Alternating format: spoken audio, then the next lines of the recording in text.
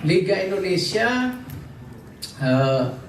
selesai 4 hari sebelum FIFA Matchday. Itulah salah satu hasil kerjasama kita dengan Liga Indonesia.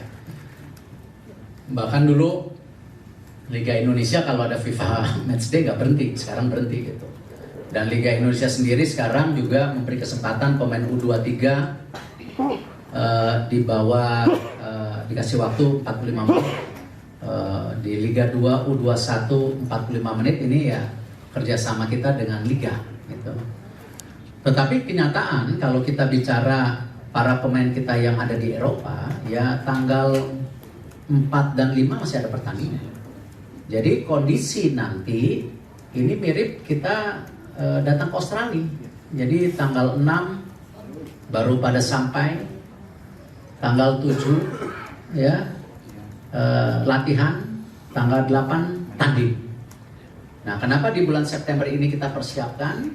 Ya, kenapa kita pilih Surabaya? Ya, kembali ya ini juga di Surabaya kan FIFA Matchday. Kita tidak mengganggu jadwal Persebaya.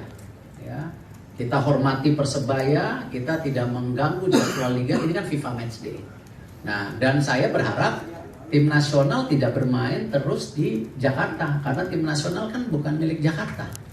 Ya, jadi kita coba bermain di Bandung, main di Surabaya, main di mana-mana sesuai dengan tentu standar stadiumnya. Kenapa? Itu kita dorong. Ya, terima kasih kepada Pak Presiden Pak Prabowo ya, yang sekarang terus meningkatkan standar daripada fasilitas sepak bola, stadium-stadium. Ya, jadi ini kan bagian supaya juga TV yang meliput juga dia punya titik-titik peliputan yang baik gitu. Nah, hal-hal seperti ini kita tingkatkan standar supaya tadi tim nasional kita bisa kemana-mana.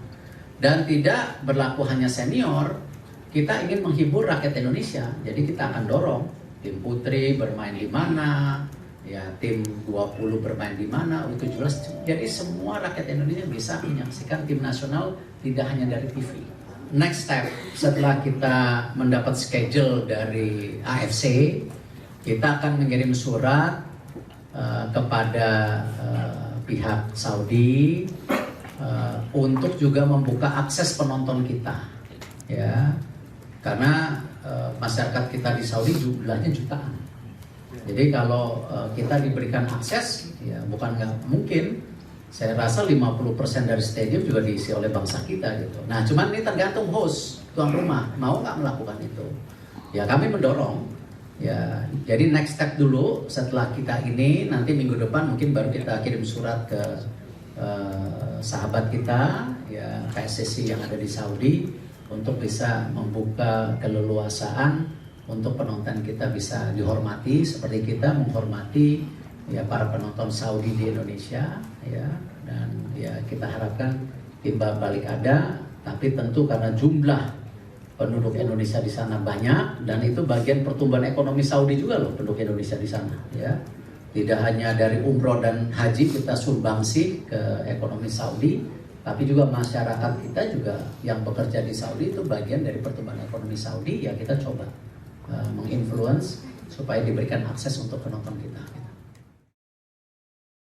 Terima kasih sudah menonton. Silakan subscribe, like, dan jangan lupa komen di bawah ya bola spotter.